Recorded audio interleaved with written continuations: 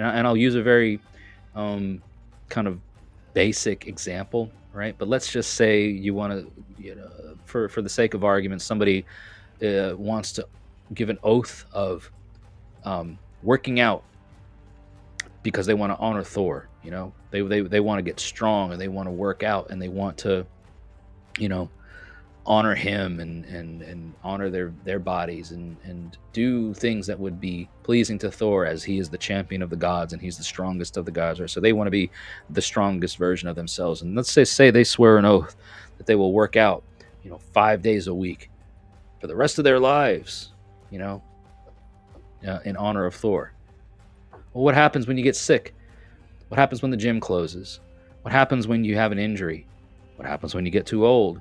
What happens? What happens? Right? All these things. You say you're going to claim this promise, and maybe an oath, right? I will work out for 5 days of the week every week until I, for the rest of my life. You are not going to be able to keep that oath. That's an oath that cannot be kept, because you will not be able to work out 5 days of the week for the rest of your life.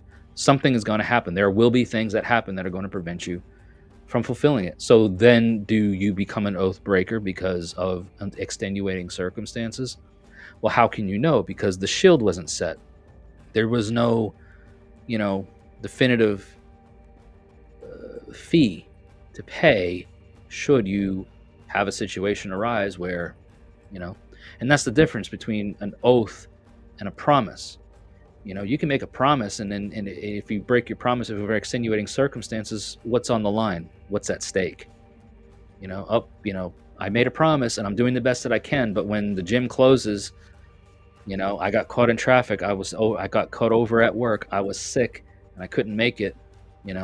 Hey, at least there's not, there's nothing that is an oath, or a sense of a real oath there to keep you from or making you an oath breaker if you just fail to go because of extenuating circumstances, maybe that were out of your control.